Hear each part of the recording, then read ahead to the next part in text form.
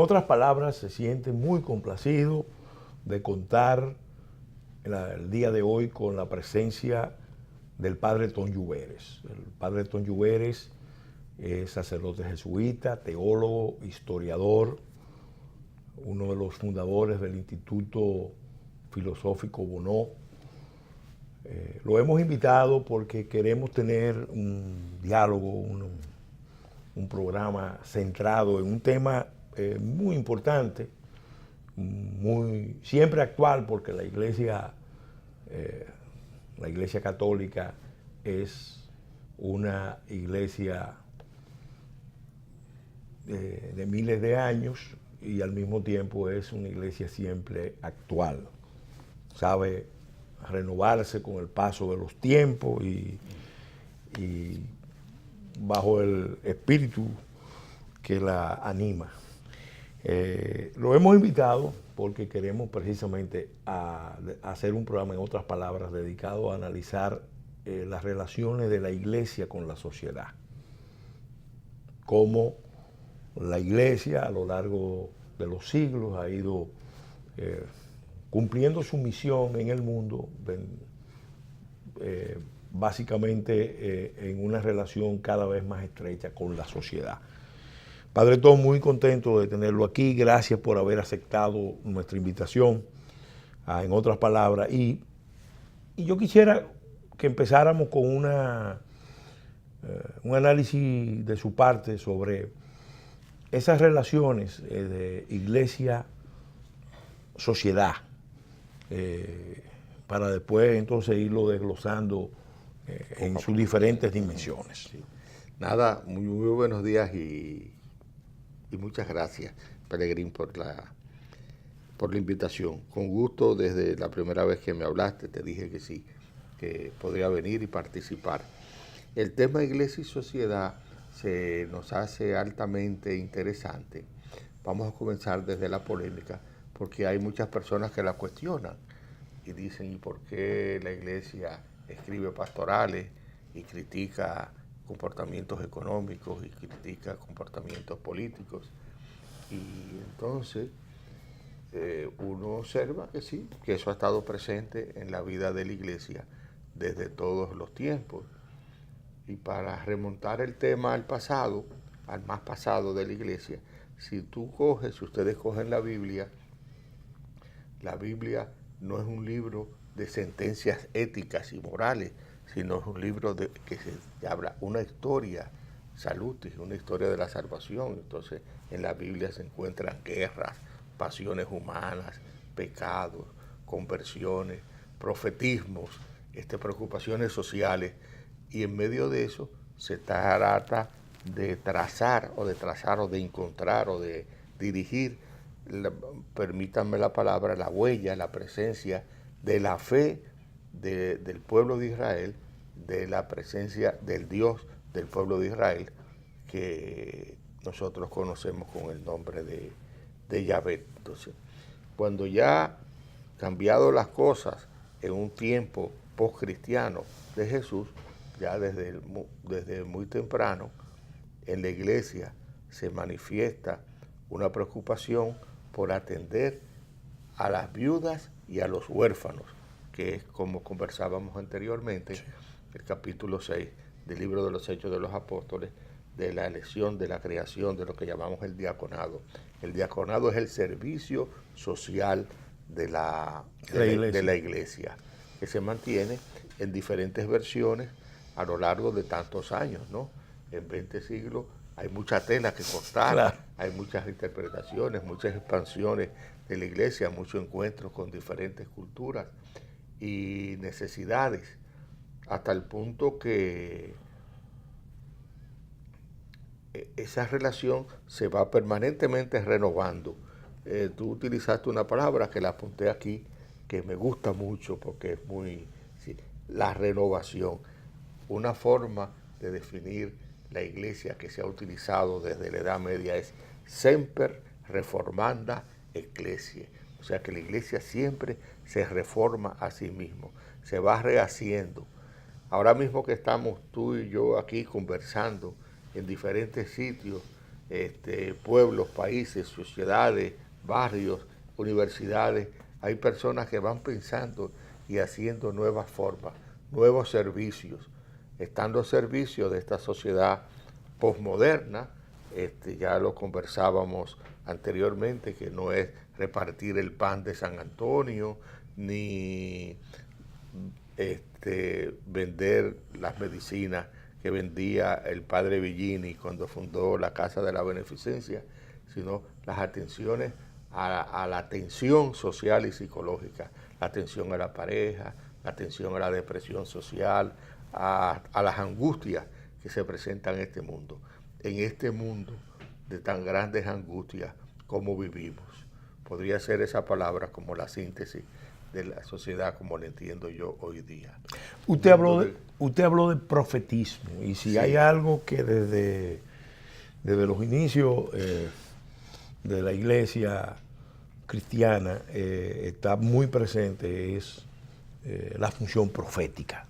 Sí. ¿En qué consiste la función profética de la iglesia y de los que son parte de la iglesia? Porque es bueno también explicarle al público qué es la iglesia, porque a veces la gente cree que la iglesia son los sacerdotes, los obispos, los religiosos, los hermanos, somos los y menos, las monjas. Somos los menos y somos los que menos construimos la vida de la iglesia, porque en las pequeñas comunidades, en los barrios y en los campos, se está construyendo iglesia sin la presencia de sacerdotes, sin la presencia de religiosas, de monjas. Se está transmitiendo la fe, se está enriqueciendo la fe, se está rezando a los muertos y bendiciendo a los vivos y presentando a los niños y creando cosas nuevas. Por ejemplo, vamos a dejar el tema del profetismo para seguir esto. Estuvimos el día pasado en un matrimonio. Sí. En el matrimonio han introducido ahora envolver con un rosario a la pareja que se casa. ¿Qué papa decidió eso? ¿Qué obispo decidió eso? No, la gente... La forma de religiosidad popular, y social. Y la pareja, como entiendo yo, buscando en el acto del matrimonio vincularse en esa fragilidad de la vida de la pareja, de la vida matrimonial, que ya la sabemos todos y que no es tema de este programa, sino de otro que tú vas a organizar. Entonces, nada, ¿qué buscamos? Que el rosario nos una, que las cuentas del rosario nos aten, que los rezos de las Ave Marías nos hagan más creíble esto, que la fragilidad de toda relación humana se venza con la fuerza del rosario. Y otra práctica, la presentación de los niños recién nacidos. ¿Qué papa, qué concilio, qué obispo, qué conferencia episcopal dijo a los padres que cuando le nazcan los niños los lleven a la celebración de la Eucaristía y lo presenten? Ningún... Bueno, está en la Biblia, la presentación del niño en el templo. Jesús, en el templo, sí, pero vivimos 20 siglos. Y no se usa, y ahora está usando. Ahora, pero ¿quién dice? Y es muy hermoso. Pero ¿quién dice que están copiando de eso? No, la gente, el peregrín, en este mundo tan descreído. Es el espíritu. Tan descristianizado, hay fuerzas rompientes que van recomponiendo la fe. Fuerzas vivificantes. Sí, vivificantes, sí. Quizás con más fuerza que la que conocimos nosotros cuando éramos jóvenes, que vivimos en una sociedad más convencionalmente religiosa. Esta es una sociedad, más congregacional, más personalizada, más de respuestas personales. Que lo que vivimos en el pasado. Usted sabe que se dice que el primer milenio era de los monjes, el segundo milenio de los sacerdotes, sí, y el tercer milenio es de los laicos. De los laicos, sí. Bueno, es una observación buena que se visualiza observando el flujo de la vida de la iglesia. Quizás se observa eso. quizás se observa eso, no. Se observa eso, quizás se mantenga a lo largo del milenio, que son muchos años. Lo cierto es, volviendo a la idea inicial, la iglesia vive permanentemente reformándose. Personas que no saben, que tratan de definir a la iglesia como estable, plomiza, pie de elefantes, ¡boom! Y no es así. Todo lo contrario, es una vida permanente. Porque son muchos carismas, muchos dones, y eso sí, lleva a muchas expresiones de la forma religiosa, del sentimiento religioso, de la vida del ser humano buscando a Dios. Sí. Sí. Si tú quieres, vamos al tema del profetismo sí, claro. ¿no? Sí. Bueno, el profetismo está muy claro, procede ya de la experiencia del pueblo de Israel, que dio una serie de funciones claras, ¿no? Estaban, vamos a decir, los sacerdotes, las castas sacerdotales, arónicas de Aarón, estaban los jueces, y curiosamente en ese mundo surgieron una serie de mujeres y de hombres que procedían de diferentes niveles de la sociedad, pero que ni eran sacerdotes ni eran jueces, sino que tenían como función alertar el comportamiento de la sociedad, que tenían como función traer a la sociedad a sus orígenes, ser fieles a la llamada, que tenían como función criticar y denunciar, que tenían como función esperanzar, darle un futuro mejor al pueblo de Israel en los momentos sufrientes. Reprender. Del pueblo de Israel, sí. Entonces, esa función se ha mantenido a lo largo de los siglos, no solamente del pueblo de Israel, sino también de la vida de la iglesia cristiana católica, y ha tenido una serie de personas que han buscado siempre traer a la fidelidad a los creyentes, a los fieles, reconstruir, traer nuevas formas de organización. Pensemos, ¿qué pensemos? Vamos a suponer, en San Francisco de Asís, por ejemplo, en el mundo convulso del siglo XIII, el desarrollo, la expansión del comercio, el desarrollo de las ciudades italianas, la migración del campo a la ciudad, la creación de la burguesía rompiente, que fomentaba los valores del intercambio comercial, lo preferenciaba, quería sustentar la sociedad sobre el cambio comercial. Aparece este hombre Francisco que nos habla a nosotros de la paz, de la concordia, de la pobreza. Dice, pero ¿cómo va a ser, Francisco? En un mundo de creación de riqueza, tú nos hablas a nosotros de pobreza. Bueno, era el balance, era el equilibrio, era el sentido de la justicia. Si se hubiese dejado el mundo solamente a los comerciantes, a las fuerzas mercuriales, hubiésemos sido hoy solamente intercambio de paños, de perfumes y de esencias que iban a buscar de un pueblo a otro, y de especies sobre todo, era la palabra que buscaba, y de especies. Gracias a Francisco se ha mantenido vivo el espíritu.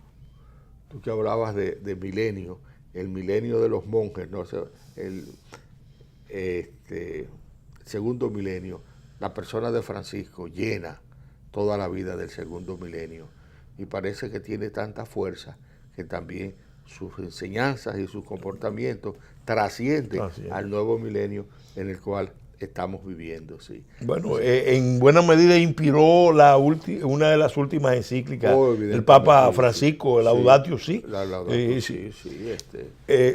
Padre Tom, vamos a hacer un alto. ¿Cómo no? Y en el próximo segmento vamos a continuar analizando este tema, y nos gustaría avanzar la pregunta, porque así como hay una función profética, también todos los cristianos están llamados a dar testimonio.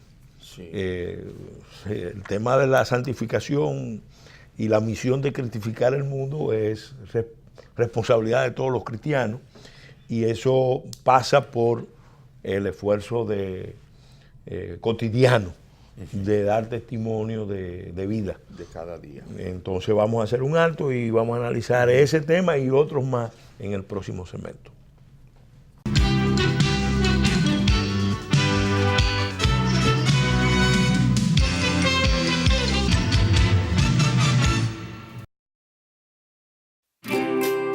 Querida Pao del futuro, cuando leas esta carta, espero que seas la mejor futbolista del universo. ¿Ya pudiste averiguar la receta secreta de la batida que hace mami? Ojalá te siga gustando tanto como me gusta ahora. Toby debe de estar grande y fuerte. Siempre seremos compañeros de aventuras. Espero que nunca pares de jugar y aprender. Que nunca pares de crecer. Atentamente, Pao.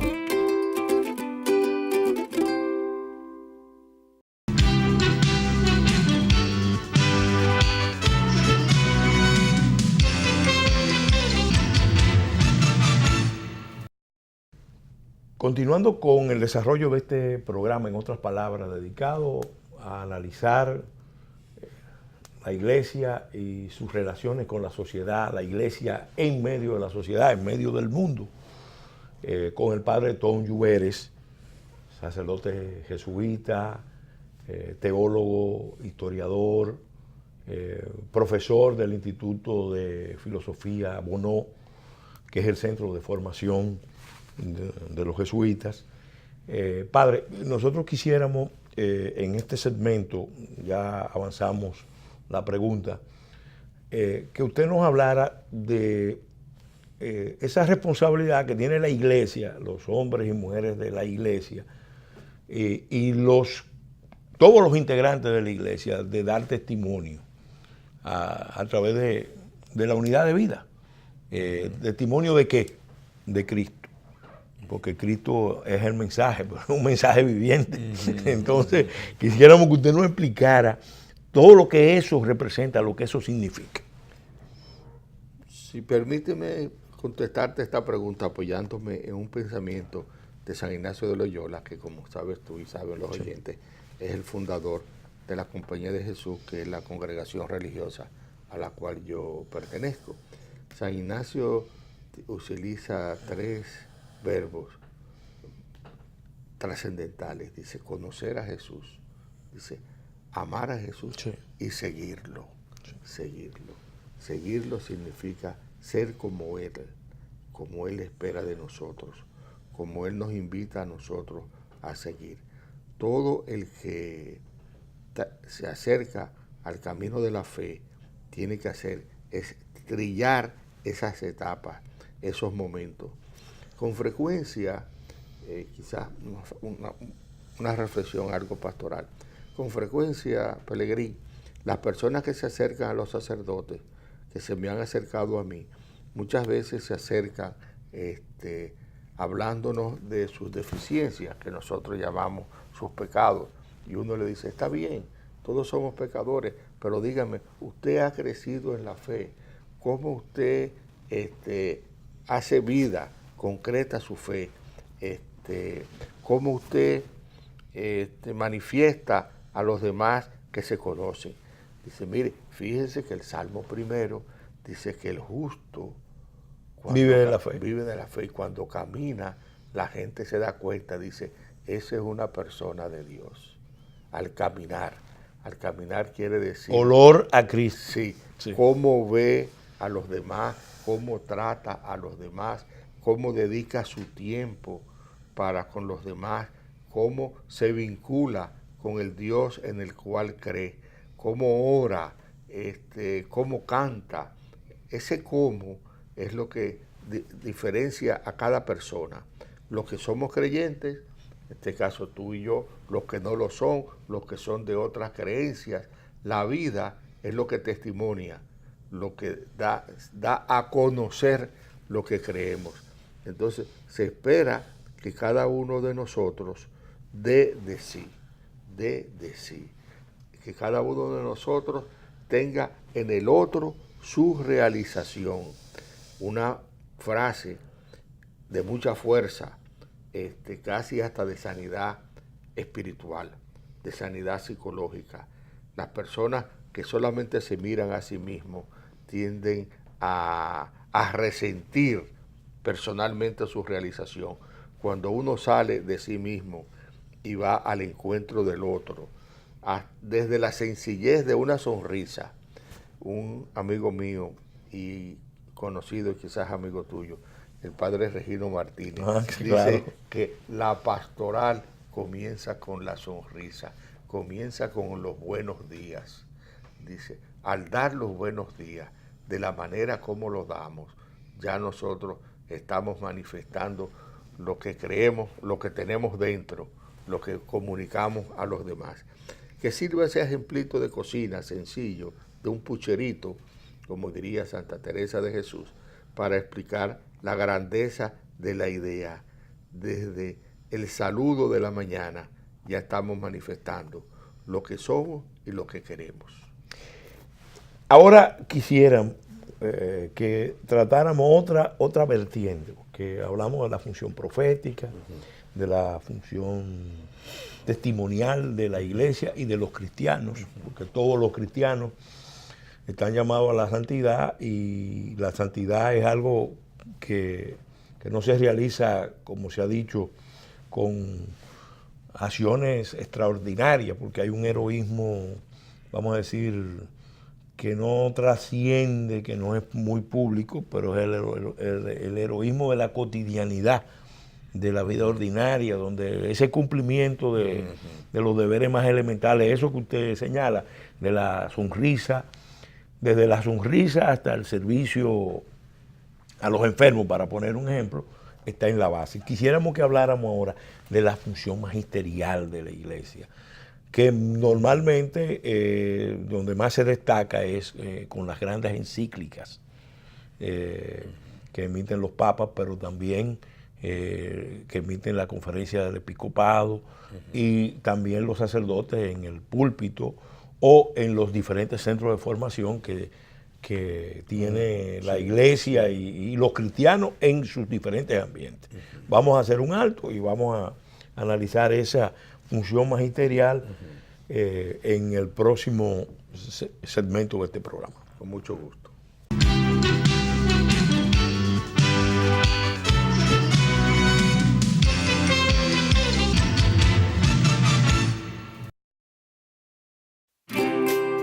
Querida Pao del futuro, cuando leas esta carta, espero que seas la mejor futbolista del universo.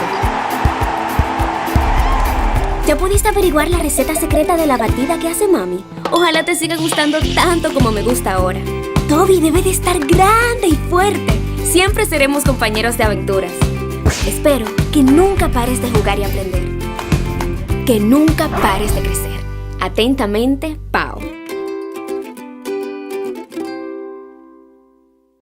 Avance energético, porque el cambio empieza con una mejor energía. Como parte de los avances del sector energético está el programa de rehabilitación de redes eléctricas, que inicia su segunda fase de optimización con una inversión de $358 millones de organismos internacionales. Más de 100 circuitos serán intervenidos a nivel nacional, dentro de los cuales 47 ya se están trabajando. Con esta iniciativa contribuimos directa y positivamente en la calidad de vida de más de 120,000 hogares y más de 453,000 beneficiados, logrando así un servicio eléctrico optimizado.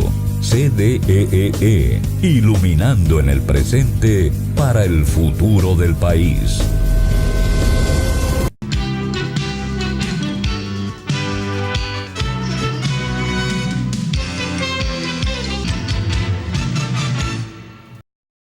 Continuando con este programa, en otras palabras, dedicado a reflexionar con el padre Tom Lluveres sobre la iglesia y su relación con la sociedad, con el mundo. En el segmento anterior habíamos planteado el tema de la función magisterial. Dicen que la iglesia es madre y maestra. Tiene un acervo de experiencia profundamente conocedora de las relaciones humanas, de la naturaleza humana, y está dentro de su misión enseñar. Y esa función magisterial tiene muchas expresiones. La más destacada, la más prominente es la función magisterial de los papas cuando emiten las encíclicas, pero también las diferentes organizaciones de la Iglesia, desde los consejos episcopales hasta el sacerdote en el púlpito está enseñando. Y para no hablar de la enseñanza en las escuelas, en los colegios, en los centros de formación diversos. Entonces, quisiera dedicarle una reflexión a esa función, porque usted señalaba que una frase de San Ignacio de Loyola, conocer a Cristo, amarlo y seguirlo. Amarlo y seguirlo, pero como decía el mismo San Pablo, ¿cómo lo van a seguir si no lo conocen? Entonces lo primero es conocer. Conocerse. Entonces, esa función de conocer, ahí quisiéramos oír una reflexión de su parte. Qué bueno que preguntas eso, porque quizás uno de los temas que se critica a la Iglesia Católica es la institucionalidad de la Iglesia Católica. Es el magisterio, es la labor docente, enseñante, la función de definir temas y dogmas dentro de la Iglesia Católica. Bueno, ese es un dato que se nos presenta, que se ha desarrollado dentro de la Iglesia. En el caso nuestro hubo apóstoles dentro de la Iglesia desde sus inicios, hubo reuniones de los apóstoles, sínodos en el concepto griego, concilio, que llamamos nosotros. Ya en el libro de los Hechos de los Apóstoles se habla de la reunión de los apóstoles para definir temas. Aquel tema, si tú te recuerdas, era el tema de la aceptación de los cristianos que procedían del mundo griego, que ellos le llamaban gentiles. Sí. Entonces, hay una tensión y una interrelación de la función docente de la Iglesia, procedente de las autoridades de la Iglesia, del magisterio de la Iglesia, y también procedentes de la fe de los pueblos. Dice que la fe es la expresión del unánime consenso de los creyentes. A veces podemos creer que la fe es la expresión de las altas definiciones teóricas y dogmáticas de las autoridades y de los sínodos. Sí, existe eso, pero el pueblo también promueve su fe, el pueblo también la genera, la demanda. No, y la fe es un don también. Sí, la demanda. Vamos a suponer que venga un caso muy común en nuestro país, que hay tantos documentos del episcopado sobre el tema social. Dice, bueno, eso es producto de un estudio de los obispos, del consejo de los asistentes de los obispos, o es también el sentimiento y la necesidad de la gente, de los cristianos, que lo expresan con su vida. ¿Sí? Es también un producto de las necesidades de los pueblos, de los creyentes, de la gente que vive la fe en diferentes momentos. Es la conjunción de las dos dimensiones de la Iglesia, la fe del pueblo creyente y el magisterio de la autoridad de la Iglesia. A mí me gusta mucho una frase que yo tomo de Puebla, esa que dije anteriormente: el unánime consenso de la fe de la gente. Hasta que el cristiano sencillo no hace suyo la enseñanza es una afirmación teórica académica, pero poco a poco la gente va asimilando esa fe, esas expresiones, esas demandas. No todo el mundo la acepta por igual. Quizás una de las cosas que también se critica es que hay exceso de palabra y ausencia y sequía del comportamiento, que quizás se debería hacer menos locuaz y ser más concreto y proponer cosas más sencillas y más fáciles de seguir. Bueno, es un esfuerzo, pero cada uno toma del Evangelio y de las enseñanzas de la iglesia aquellas cosas que más le llenan y más le hablan. Los evangelios son 4, según 4 autores. Fíjate cómo lo decimos. Sí. Evangelio según San Juan, Evangelio según San Mateo. O sea, que son versiones, con acercamientos a la vida de Jesús. También los diferentes grupos toman diferentes aspectos. Cojamos el caso que ya lo hablamos, de San Francisco y los franciscanos. ¿Dónde se sintió Francisco de Asís, San Francisco, identificado con el Evangelio? En la pobreza de Jesús. En el Jesús que lo abandona todo. Que no lleven bolsa, ni alforja, ni talega, ni manto. Que vayan solamente con la riqueza de la palabra de la palabra del Evangelio, de la palabra de Dios. Así cada persona se ha identificado con un aspecto. Sí, porque Cristo es inagotable. Sí. Porque hay un Cristo céntrico, un Cristo cósmico. Sí. Siempre hay, en cualquier ámbito que uno piense a Cristo, va a encontrar una base y para por eso, realizar la fe. Y por eso se ha mantenido, sí, ahora mismo, porque por ejemplo, las enseñanzas de la iglesia. Bueno, están las grandes enseñanzas del pontificado, de los papas. Están las enseñanzas de los obispos y de las conferencias episcopales. Pero están las enseñanzas de las congregaciones. Nosotros los jesuitas tenemos también unas enseñanzas y un magisterio que escribe y nos envía y nos estimula. Son carismas diferentes. Y nos supervisa. Y están las enseñanzas, digamos, de los religiosos, las conferencias de religiosos de la República Dominicana, que llamamos la Cóndor, sí.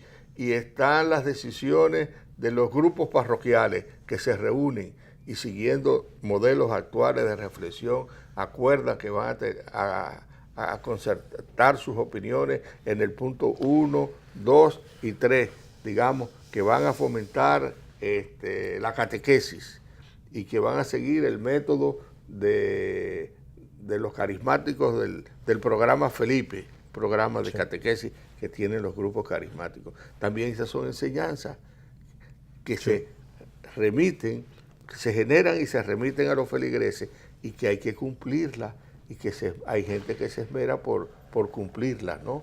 O sea que hay una pirámide, la iglesia es una pirámide, valga la comparación, les decía, una pirámide donde nos vamos integrando todos en los diferentes niveles.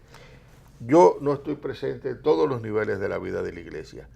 Nadie está presente en todos los niveles de la vida de la iglesia. El cuerpo de Cristo. Sí. Eso. Nadie conoce todo lo que está sucediendo en este momento en la vida de la iglesia. A veces uno se sorprende, dice, pero mira tal grupo, pero mira tal comportamiento, qué novedad hay, qué nuevo aporte hay. Sí.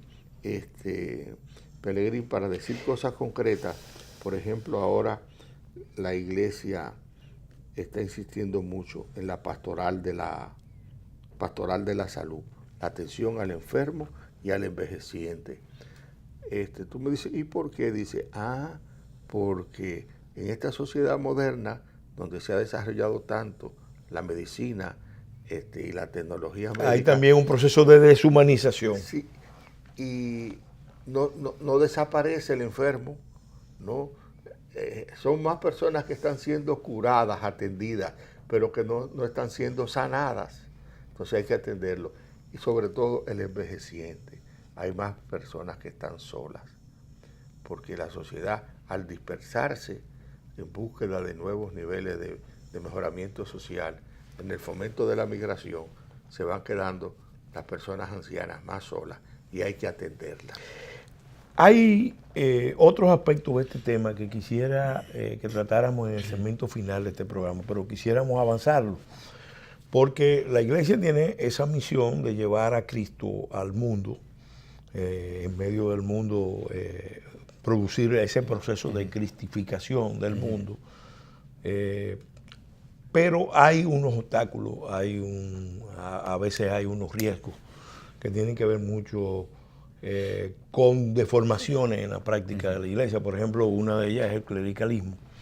Por otro lado, la relación con el Estado siempre plantea unos riesgos para la iglesia en el cumplimiento de su misión, y el Papa Francisco y todos los papas normalmente alertan contra ese riesgo, esos riesgos que están implícitos en las relaciones con esa otra expresión de la sociedad que es el Estado. Entonces vamos a hacer un alto y en el próximo segmento vamos a analizar estos retos que permanentemente tiene la iglesia para poder cumplir su misión y sobre todo vadear, flanquear los peligros que las mismas implican.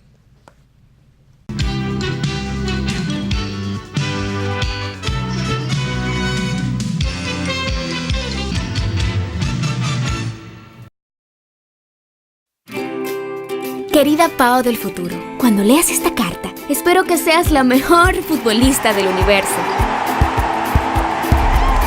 ¿Ya pudiste averiguar la receta secreta de la batida que hace mami? Ojalá te siga gustando tanto como me gusta ahora. Toby debe de estar grande y fuerte. Siempre seremos compañeros de aventuras. Espero que nunca pares de jugar y aprender. Que nunca pares de crecer. Atentamente, Pao.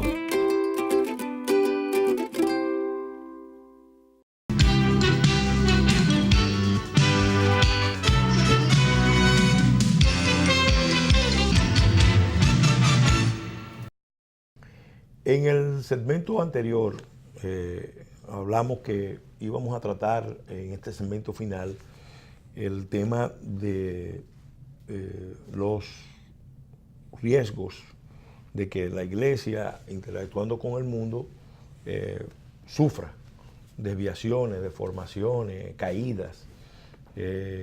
Y hablábamos de dos expresiones, una que surge de la misma dinámica de la iglesia, que es el impulso al clericalismo, a instrumentalizar relaciones de poder con la sociedad y con los mismos fieles de la iglesia, y eso también en relación con el tema de las relaciones con el Estado. El Papa Francisco alertaba a la gente de la iglesia a trascender la idea de que la iglesia era una inmensa ONG de servicio. Al mismo tiempo invitaba a irse irse al exterior, a buscar los puntos más distantes, a la periferia, era la palabra específica que señalaba, a salirse del ámbito exclusivamente curial, vamos a decir así. Entonces, quisiéramos que nos reflexionara sobre eso, y aunque eso amerita un programa especial, vamos a, por lo menos, a dejarlo esbozado, el tema del Concilio Vaticano II y cómo impactó enormemente la vida de la iglesia, y cómo ahora la iglesia está ante otras grandes pruebas. De modo que estos serían los grandes temas de este segmento final del programa, en otras palabras. Pues nada, sí, según entiendo tu pregunta, tú quisieras que conversáramos de la iglesia ante dos dimensiones, ante ella misma y ante la sociedad y el Estado. Sí, cómo no.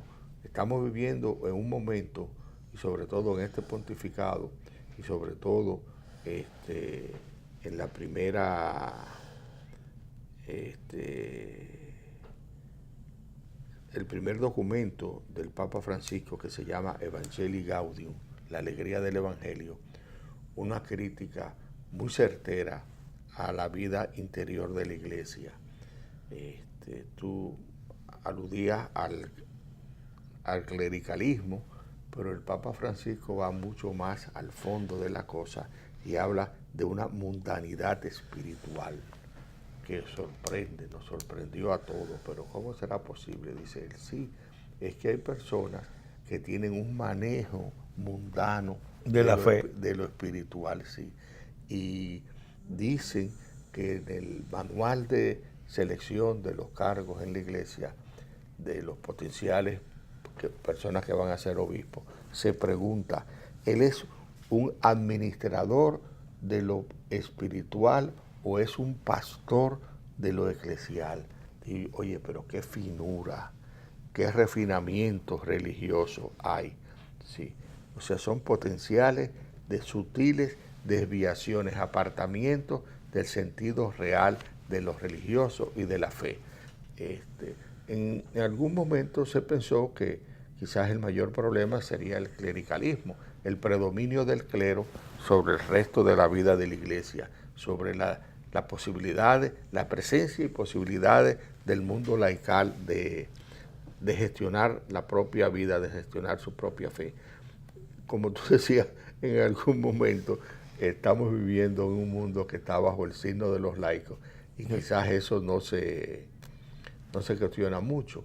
Hoy los sacerdotes en nuestros países, confrontados con un laicado ya con estudios profesionales, con posiciones sociales, económicas, una sociedad más diversificada, de más posibilidades de reubicación que hay, se cuidan mucho, tienen que cuidarse porque cualquier laico le sale culebrón a un sacerdote, sí, ya no hay esas posibilidades que se tenía antes. Entonces, se está fijando la iglesia, se está fijando el papado de Francisco en esa dimensión más sutil, en el manejo espiritual de la vida de la iglesia, no en el manejo mundano, o sea, en la presencia, en la presentación, en las posibilidades económicas, en la construcción de templos, sino en el acercamiento personal, humano y religioso a la gente y a los pueblos nuestros. Yo te podría decir eso, que es lo más, que creo más importante de esa autoobservación que hace la iglesia de sí misma. Con respecto a la sociedad y al Estado, es otra dimensión problemática. Siempre ha habido una relación tensa con la sociedad política, una relación tensa. Hasta en los gobiernos más autoritarios y más dictatoriales, como fue en nuestro país el caso de Trujillo, sí, la relación subyacía la tensión en medio de esas relaciones. Eso, como tú dices, sí, se podría estudiar en otro momento. Yo lo he podido estudiar en algunos trabajos que he podido escribir. Yo creo que la iglesia tiene que hacer un esfuerzo cada vez más por desvincularse del control político, del control estatal. Eso es un reto que se tiene. Un problema grande de la iglesia en nuestros países y en nuestro país, en otros países no tanto, es la dependencia económica de la iglesia del Estado. ¿Para qué? Para construir colegios, para construir universidades, para construir iglesias, aunque haya una diferencia en planos ideológicos, en planos doctrinales, siempre hay una vinculación en el orden económico. Si tú me permites, en nuestro país está, por ejemplo, el tema del concordato. Bueno, el concordato, vamos a coger uno más reciente, sí, del aborto, ¿no? Sí. El presidente de la República aprobó las 3 causales del aborto en la resolución de la Cámara de Diputados, pero eso no ha sido obstáculo para que el presidente de la República esté presente en actos religiosos, esté presente en inauguraciones de obras de orden académico, una contradicción. Y religioso. Sí. Entonces, la autoridad de la iglesia organiza manifestaciones frente al Congreso para hablarle, entonces, digamos, a los senadores, que es donde está pendiente. Y los senadores y los diputados van a hacer en buena medida lo que diga el Poder Ejecutivo. Sí, pero no le organizan una manifestación al presidente, porque, señor presidente, usted firmó la decisión de la Cámara de Diputados, ¿no? Entonces, eso crea contradicciones y sutilmente socava la seriedad de la iglesia y la confianza de mucha gente que tiene sentido crítico, que se pregunta, pero ¿por qué sucede esto de esta manera, no? Entonces, hay que tener eso. En otros países que yo he tenido la suerte de estar, ¿no? Por ejemplo, Sí. pensemos en Costa Rica, por ejemplo, el Estado no construye iglesias, la iglesia la construyen los mismos templos, no construcciones, los mismos feligreses, poco a poco. Cambio aquí, desde la Catedral de Santo Domingo, que se construyó, terminó de construir bajo Carlos V, hasta la última iglesita de campo que está construida con fondos procedentes del Estado. Lo que pasa es que el Estado también, eso es bueno destacarlo, el Estado no tiene recursos propios, el Estado tiene los recursos de la sociedad. Que los administra. Lo administra, o sea, manera. Esos recursos no son del gobierno de turno, Sí. ni son del Está Estado bien, como bien, figura, no, es de la sociedad. Sí, está bien, Sí. está sutil, pero el manejo que hace Sí. es un manejo Ahora se tendenciado, presta a la manipulación política. Tendenciado, Sí, sí, claro. tendenciado, sí. Ese es un caso, un permanente. Sí. Hay momentos donde las relaciones son tensas y álgidas, ¿no? Sí. Pensemos en la Iglesia Dominicana en el año 60, 61, y pensemos entonces ahora Ahora está el debate público de quién fue el autor de la pastoral. sí. Si fue el nuncio o si fue Fray Sí. Vicente Bueno, Hugo. pero ya eso pasó Sí. en el 60. Pero ahora está la tensión para terminar con el sabor de boca actual. La sociedad dominicana y la iglesia ante el próximo tema electoral, Sí. la reelección, la formación de las candidaturas, Sí. que está ocupando la mente de mucha gente, de muchos opinionated, comentaristas, pero también de mucha gente seria, Sí. que dice, ¿qué va a pasar en nuestro país? ¿Cómo nos vamos a orientar? ¿Cómo vamos a gestionar la vida política de manera que sea convincente? Que sea convincente la vida política de nuestro país. No, y que no se pierda la noción de Sí. bien común, porque Sí. esa es una noción que está vinculada a la doctrina social de la iglesia y aquí está siendo socavada por la acción consciente e inconsciente de los actores políticos y económicos, empresariales. Pues nada, quisiéramos que la vida de la iglesia y la vida del Estado se gestione de forma tal que sea convincente y que no se aumente el número de los Increyentes. sí, o- sí, y de las personas Sí. disgustadas, Sí. disgustadas, sí, que me parece que aumenta como el número de las personas disgustadas. Para buscar una palabra bonita, ¿no? Sí. Vamos a agradecerle, Padre Tom, haber aceptado nuestra invitación a este programa sobre la iglesia y la sociedad. Y al mismo tiempo pedirle un compromiso de que en algún momento futuro hagamos un programa sobre el Concilio Vaticano II, lo Sí. que eso representó en la iglesia y su proyección hasta el presente. Sí, De modo que les reiteramos las gracias y asimismo les reiteramos las gracias a nuestros patrocinadores de Leche Milex y a nuestro público de En Otras Palabras, que va creciendo y que también tiene la oportunidad de ver este programa en el canal YouTube En Otras Palabras TV. Este programa, como ustedes saben, se transmite los domingos en horario de 1 a 2 de la tarde, de 10 a 11 de la noche, y los martes y los jueves de 7 a 8 de la noche.